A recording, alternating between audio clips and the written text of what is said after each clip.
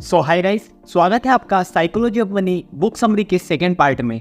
I hope आपने पहला video देखा होगा और जरूर उसने आपकी लाइफ में कुछ ना कुछ वैल्यू एड करी होगी। अगर नहीं भी देखा है तो डोंट वरी, क्योंकि इसमें इस बुक की यही तो अच्छी क्वालिटी है कि इसके कोई भी लेसन एक दूसरे से कनेक्टेड नहीं है। सो हाय गाइस, मैं हूं कपिल सुंदी। स्वागत है आपका मेरे चैनल पर, जहां पर आपको मिलता है इन्वेस्टमेंट, पर्सनल फाइनेंस और बिजनेस रिलेटेड कंटेंट, जिसका मेन फोकस है 1 मिलियन लोगों को फाइनेंशियल फ्रीडम अचीव करवाना। तो चलिए गाइस, बिना किसी देरी के आज की इस वीडियो को स्टार्ट करते हैं। तो यहाँ पर जो पहला लेसन है वो है टेल्स यू बिल। देखो यार, अगर आपको इन्वेस्टमेंट में आपको बिल्कुल सक्सेसफुल होना है ना, तो जरूरी नहीं कि आपके सारे के सारे इन्वेस्टमेंट या कहो तो सारी की सारी एसेट्स आपकी ग्रो करे। अगर आप बहुत कम समय पर भी सही हुए ना, तो भी आप बहुत सारे लोगों को आगे निकाल दोगे। मतलब अगर आपकी लाइफ में टेल्स इवेंट यानी कि वो हेड्स एंड टेल्स करते हैं ना, तो अगर कुछ पॉजिटिव और कुछ नेगेटिव इवेंट भी हुए ना, तो अल्टीमेटली आप बहुत सारे लोगों से आगे निकल जाओगे। मैं आपको एग्जांपल से समझाता हूँ। मान लो आपने 10 कंपनियों में इन्वेस्ट किया, 10 कंपनियों में आपने 1-1 लाख रुपए लगा दिए, ठीक है। अब मान लो बहुत ही ज़्यादा वर्स्ट सिचुएशन, उनमें से 5 कंपनियां डूब गई, और मान लो 2 कंपनियों ने बहुत ही ज़्यादा एवरेज रिटर्न दिए कि हाँ बस आपके पैसे 5 गुने के आसपास ही करे, और बाकी की 3 कंपनियों ने अगर आपके पैसे 10 गुने, 15 गुने, 20 गुने भी कर दिए, तो अल्टीमेटली वो बहुत ही ज़्यादा ग्रो हो जाएंगे। अब देखो यार, यहाँ पर होतन ने हेंस बुरकेरन, देखो नाम प्रोनाउंस में मिस्टेक हो सकती है, उसका एग्जाम्पल दिया है, जो कि बहुत ही बड़ा आर्ट कलेक्टर था। तो उससे एक बंदे ने पूछा कि तुम्हारी सक्सेस का क्या राज है, तो उसने बोला कि तुमने वो चीजें नहीं देखी जो मेरे घर में बस ऐसे ही पड़ी है। तो मतलब सीधी सी बात है, वो इंडेक्स फंड की तरह ही स्ट्रेटेजी फॉलो करता था कि बहुत सारी आर्ट्स को खरीदो, उसमें से कुछ ऐसी आर्ट्स होगी जो कि आपको बहुत ही ज्यादा 100x 200x रिटर्न दे देगी। और सेम देखो यार, वर्ल्ट डिज्नी का भी एग्जाम्पल दिया है। उन्होंने बताया कि वर्ल्ट डिज्नी ने बहुत सारे मूवीज प्रोड्यूस करी, बट अगर हम बात करें उनकी सक्सेस की, तो उसमें बहुत ही गिने चुने नाम आते हैं। एक उनकी मूवी है स्नो वाइट, फिर 7 ड्वार्फ्स, या फिर कहो तो मिक्की माउस। तो मतलब बहुत ही कम कैरेक्टर ऐसे हैं जो कि उनके बहुत ही ज्यादा फेमस है। अन्यथा अगर आप बात करोगे तो उनके बहुत सारे मूवीज और प्रोडक्शंस, बहुत सारी ऐसी चीजें हैं जो कि बहुत ही ज्यादा फेल हुए हैं। अलावा ऑथर ने एक और वेंचर कैपिटल का भी एग्जांपल दिया है। तो कोरिसन वेंचर्स है ना, उसने 21,000 स्टार्टअप्स में इन्वेस्ट किया था, बट पता है उसमें से 65% में तो वो अल्टीमेटली लॉस में हो गए, और बस मात्र 0.5% इन्वेस्टमेंट ही ऐसे थे जिन्होंने उसको 50 गुना या फिर उससे ज्यादा रिटर्न दिया था। तो आई होप आप समझ गए होंगे कि अगर आप आपकी लाइफ में कुछ बहुत ही छोटे से एक्सेप्शनल इवेंट क्रिएट कर देते हो, तो आप बहुत ही ज्यादा सक्सेस प्राप्त कर सकते हो। एक वॉरेन बफेट का भी एग्जांपल है। अगर उनके होल्डिंग्स में से Coca Cola, Apple, general insurance, मतलब 3-4 कंपनियां अगर हटा दी जाए, तो उन्होंने बहुत ही ज्यादा एवरेज रिटर्न कमाया है। बट बात वही है कि अगर आपकी पाले में अगर वो टेल्स यानी कि एक एक्सेप्शनल इवेंट है, तो आप बहुत सारे लोगों से आगे निकल सकते हो। अब यहाँ पर सेकेंड लेसन है, वो है फ्रीडम। देखो यार, अगर बात करें हम पैसे की, तो अगर उसका सबसे बड़ा और सबसे मेन ऑब्जेक्टिव है ना, तो वो है फ्रीडम। मतलब कि अगर आप सुबह उठ के ये कह सको कि जो मैं चाहता हूँ वो मैं कर सकता हूँ। और देखो यार, अल्टीमेटली लोग अमीर भी इसलिए बनना चाहते हैं कि उनको खुशी मिले। देखो यार, अब खुशी की डेफिनेशन सबके लिए अलग अलग हो सकती है, बट अगर बात करें हम हैप्पीनेस की, तो उसमें एक जो कॉमन फैक्टर है वो है कि हमारी लाइफ में कंट्रोल होना। देखो यार, जितनी ज्यादा हम हमारी लाइफ को कंट्रोल करेंगे, उतना ही ज्यादा हम खुश रहेंगे। आप क्या करना चाहते हो, किसके साथ में करना चाहते हो, कितनी देर करना चाहते हो, कब करना चाहते हो, अगर ये सारे के सारे फैक्टर्स आपके कंट्रोल में हो, तो आपको खुश होने से कोई भी नहीं रोक सकता। और वही अगर ये सारे के सारे आपके बॉस या कहो तो आपकी दुकान, आपकी शॉप उसके कंट्रोल में है, तो अल्टीमेटली आप यही बोलोगे कि यार भाई टाइम ही नहीं मिला, टाइम ही नहीं मिला, टाइम ही नहीं मिला। तो अल्टीमेटली जो पैसे की इंट्रिंसिक वैल्यू है ना, वो यही है कि वो आपको अधिक से अधिक आपके लिए फ्री टाइम क्रिएट करे।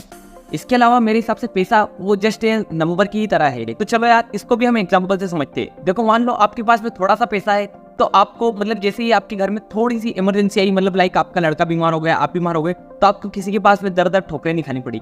अगर मान लो आपके पास में थोड़ा सा और एक्स्ट्रा इमरजेंसी फंड है, मान लो 3 महीने का, तो आप किसी एक अच्छी कंपनी के लिए रोक सकते हो।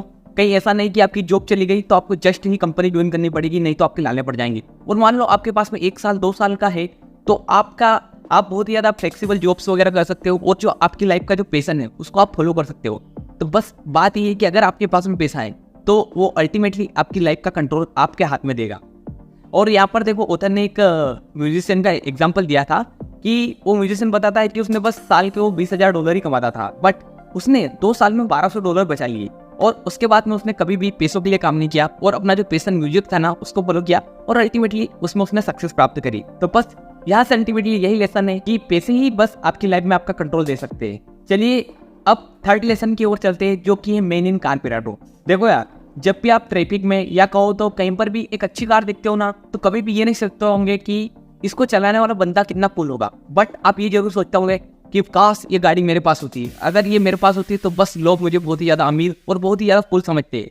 बट अल्टीमेटली आप खुद ही आयरनी देखिए कि आप कभी भी ये नहीं सोचोगे कि इसको चलाने वाला कितना कूल है, आप ये सोचोगे कि कार कितनी कूल है, और आपके लिए आप ये क्या सोचोगे कि अगर मैं चलाऊंगा तो मैं कितना कूल रहूंगा। तो आई होप आप ये पैराडॉक्स से समझ गए होंगे कि अगर दूसरे की कार है तो हम उस कार की वैल्यू करेंगे, और अगर कार अपने पास है तो हम सोचेंगे कि हम कितने कूल है।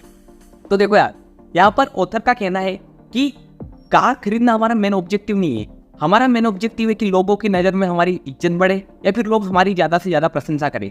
तो देखो यार, अगर आप कार खरीद कर या फिर अच्छी घड़ी, अच्छा आईफोन या फिर कुछ भी चीज़ें खरीद कर ये सोचते हो कि लोग आपकी प्रशंसा करेंगे या फिर लोग आपकी रिस्पेक्ट करेंगे, तो आप अल्टीमेटली गलत हो। क्योंकि अगर आपको खुद की रिस्पेक्ट करवानी है तो आपके अंदर बहुत ही ज्यादा विनम्रता होनी चाहिए, साथ ही आपके अंदर बहुत ही ज्यादा दयालुता यानी कि लोगों का दुख दर्द समझने की क्षमता होनी चाहिए, और बहुत ही ज्यादा आप संवेदनशील होने चाहिए। सो आई होप आप समझ गए होंगे कि जो हमें मटेरियलिस्टिक थिंग्स है ना, उनके पीछे नहीं भागना है, बल्कि हमें अल्टीमेटली कुछ व्यवहार या फिर कुछ बिहेवियर ऐसे करने अपने, या फिर कुछ ट्रेड्स ऐसे करने हैं जो कि अल्टीमेटली हमारी रिस्पेक्ट और हमारी प्रशंसा करवाए। तो चलिए अब नेक्स्ट लेसन जो कि है wealth is what you don't see के ऊपर चलते हैं। तो देखो यार, यहाँ पर ऑथर एक रोजर नाम के बंदे की स्टोरी सुनाता है, जो कि बहुत ही मतलब एक महंगी पोर्शे कार जो कि $1 लाख यानी कि मान के चलो 82-85 लाख रुपए की कार थी, उसके अंदर रोज आता था।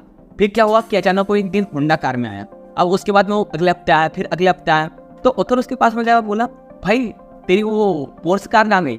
तो बंदा बोलता है कि उसको तो बैंक वालों ने जब्त कर लिया क्योंकि मैं उसकी किस्तें नहीं चुका पा रहा था। तो देखो यार, यहाँ से हमारे लिए लर्निंग ये है कि जरूरी नहीं कि जो बंदा 1 करोड़ 2 करोड़ या फिर 4 करोड़ की भी कार चला रहा है कि वो अमीर है या फिर नहीं। बस हमारे पास एक ही डेटा पॉइंट है कि उस बंदे के पास में से 1 करोड़ 2 करोड़ या फिर 4 करोड़ जितने की भी वो कार चला रहा है ना, उतने पैसे या तो कम हो गए या फिर उसके पास इतने रुपए का कर्ज चल रहा है। तो बस हमें बस उसके बारे में इतना ही पता है। हम बस लोगों के अच्छे कार, अच्छे कपड़े, अच्छी चीजें, इनको ही देखकर जज कर लेते हैं। बट अल्टीमेट वेल्थ वो है कि बहुत सारे लोगों ने अच्छी कार नहीं खरीदी, अच्छे कपड़े नहीं पहने, अच्छी घड़ियां बस शॉप के चक्कर में नहीं खरीदी। तो अल्टीमेटली वेल्थ वो नहीं है जो कि बहुत सारे लोगों के पास में दिख रही है। लाइक ये मैंने घड़ी खरीद ली तो इससे एक बात क्लियर है कि मेरे 10,000 रुपए कहीं ना कहीं कम हो गए।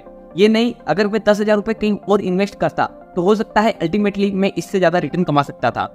सो आई होप आप समझ गए होंगे कि जो वेल्थ होती है ना, वो बहुत ही ज्यादा हिडन होती है, क्योंकि कोई भी आपको उनके बैंक स्टेटमेंट और जो कितना ब्रोकरेज वो पे कर रहे हैं वो कभी भी नहीं बताएंगे।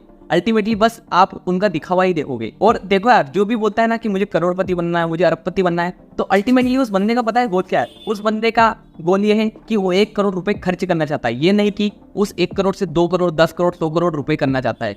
तो अल्टीमेटली आप आपके आसपास ऐसे लोगों को देख सकते हो जो कि बहुत ही ज्यादा सरल, सिंपल और बहुत ही ज्यादा मतलब ऐसे बंदे दिखेंगे कि जिनको बोला कि भैया क्या बंदा होगा, बट वो अमीर हो सकते हैं। और वही आपको बहुत सारे लोग बिल्कुल महंगी गाड़ी, महंगे जूते, महंगे कपड़े सब कुछ पहने हुए दिखेंगे और अल्टीमेटली उनके ऊपर बहुत ही ज्यादा खर्च चल रहा होगा।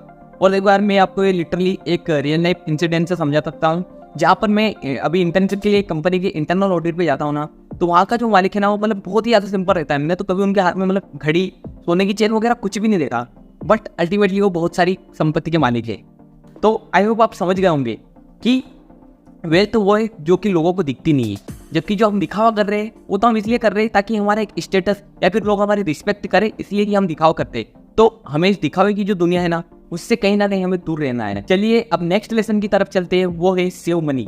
देखो यार, एक निश्चित इनकम जब आपकी हो जाती है ना, तो उस समय 3 प्रकार के लोग होते हैं। एक वो होते हैं जो कि सेविंग करते हैं, दूसरे वो होते हैं कि जो सोचते हैं कि वो सेविंग नहीं कर सकते, और तीसरे वो प्राणी होते हैं जो सोचते हैं कि उन्हें सेविंग करने की जरूरत ही क्या है, भाई इतने पैसे तो आ रहे हैं, आज के दिन जिएंगे, आज ही जिएंगे, आज ही करेंगे, मतलब कल के बारे में क्यों सोच रहे हो वो। तो अल्टीमेटली आपने भी आपके आसपास आपके कलीग वगैरह को देखा होगा कि जो कल के बारे में या फिर फ्यूचर की कभी भी कुछ सोचते ही नहीं है। तो थोड़ी देर मेरे साथ में रहिए, मैं आपको समझाता हूँ कि सेविंग क्यों जरूरी है। देखो यार, 1970 जब साल था ना, उस समय मतलब बहुत सारे वैज्ञानिक वगैरह को लग रहा था कि बहुत ही कुछ समय बाद पेट्रोल वगैरह खत्म हो जाएगा, बट अल्टीमेटली पेट्रोल अभी भी चल रहा है। और पता है क्यों चल रहा है?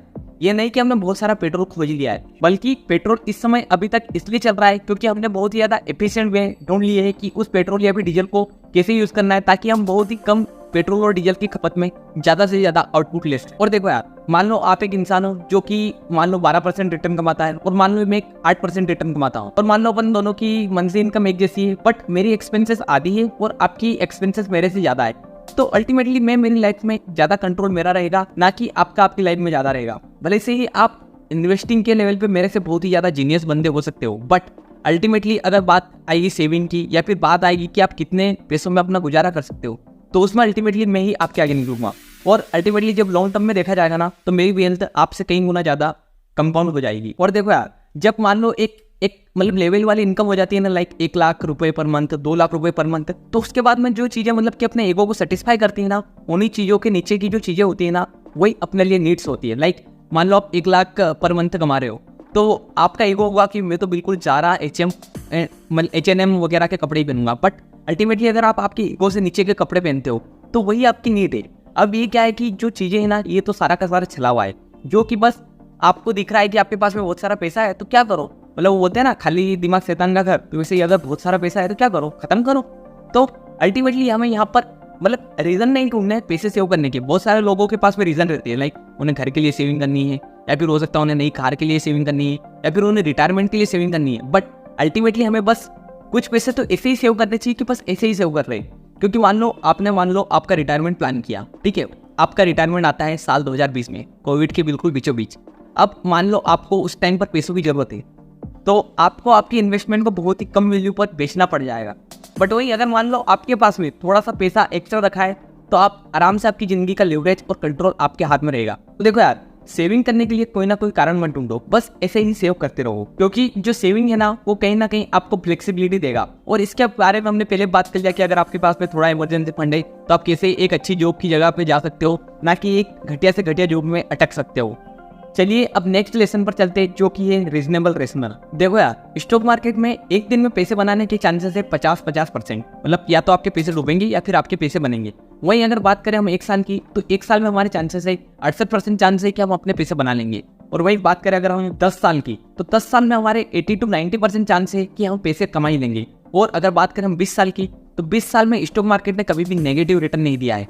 तो यहाँ पर हम सबको रीजनेबली दिख रहा है कि अगर हम लॉन्ग टर्म तक बने रहेंगे खेल में, तो हम अल्टीमेटली सक्सेस प्राप्त कर लेंगे। बट रेशनलिटी हमारे अंदर इतनी नहीं है कि हम इतना वेट करें। हमको बस चाहिए फटाक से, मतलब बोले ना, इधर आलू डाला और इधर सोना निकला, तो सेम उसी तरह हम बस इधर पैसे डाले और इधर हमको रिटर्न मिले। तो बहुत सारे लोगों को जो डे ट्रेडिंग है या फिर बहुत ही ज़्यादा वो बोलते हैं ना स्विंग ट्रेडिंग वगैरह, वो बहुत ही ज़्यादा मतलब उनको बहुत ही ज़्यादा अच्छी लगती है कि यार हम अल्टीमेटली पैसा कमा रहे हैं। बट अल्टीमेटली अगर देखा जाए तो एक तरीके से सट्टा ही खेल रही है, क्योंकि उनकी प्रोबेबिलिटी 50-50% ही चाहिए। और देखो यार, लोगों का एक आदत भी है कि उनके मन में ऐसा होता है कि अगर हम सुबह उठे और कुछ ना कुछ चीज़ें हमें फ्यूचर के बारे में पता हो, लाइक आज स्टॉक मार्केट इस दिशा में जाएगा, तो उनको बहुत ही ज़्यादा इंटरेस्ट आता है। बट उन्हें इस चीज़ में इंटरेस्ट नहीं आता है कि आगे 20 साल में ये मार्केट ऊपर ही रहेगा, तो अपन क्यों ना अभी इन्वेस्ट करते, ताकि अल्टीमेटली हम जो इकोनॉमी की ग्रोथ है उसमें अपना हिस्सा देख ले। और इसके ऊपर देखो, ऑथर ने बहुत ही अच्छा एग्जांपल दिया है जॉन सी बोगले का, जिनकी आपने कॉमन सेंस इन्वेस्टिंग बुक के बारे में भी समरी बनाई है। बट पता है, वो बंदा पूरी ज़िंदगी, मतलब उसकी ज़िंदगी जब तक मरने जैसा हो गया था, तब तक वो बातें लोगों को फॉलो करवा रहा है कि आप इंडेक्स फंड में इन्वेस्ट करो, क्योंकि ये लो कॉस्ट होते हैं और अल्टीमेटली आपको जो बहुत ही सारे एक्टिव म्यूचुअल फंड है उनसे रिटर्न दे देंगे ज़्यादा। बट कहानी में ट्विस्ट आता है, जब उनके बेटे उनका खुद का एक एक्टिव हेज फंड लॉन्च कर रहे थे, तो पता है उनके पहले इन्वेस्टर कौन थे? उनके पहले इन्वेस्टर थे उनके पापा खुद, यानी कि जॉन सी बोगले। जो बंदा खुद बोल रहा है कि लो कॉस्ट वाले इंडेक्स फंड खरीदो, वो अपने हाई फीस वाले हेज फंड में पैसे लगा रहा है। तो यहाँ पे अब आप देखोगे तो यहाँ पे रेशनलिटी नहीं है, पर कुछ चीज़ें इस रेशनलिटी के बियॉन्ड है। क्योंकि एक मतलब पापा अपने बेटे को क्या दे सकता है, तो अल्टीमेटली जो उसके पास में वो तो सारा दे सकता है ना। तो यहाँ पर रीजनेबिलिटी और जो रेशनलिटी है ना, दोनों खत्म हो जाती है। तो गाइस, मेरे हिसाब से ये वीडियो बड़ा हो रहा है, तो हम इस बुक की समरी को यहीं पे रोकते हैं। हो सकता है इसका मैं 3rd पार्ट बनाऊं। सो गाइस, इस वीडियो में बस इतना ही। अगर आपको वीडियो पसंद आया तो वीडियो को लाइक करना, चैनल को सब्सक्राइब करना, और साथ ही आप एक प्यारी कमेंट कर सकते हो कि नेक्स्ट वीडियो किस टॉपिक पर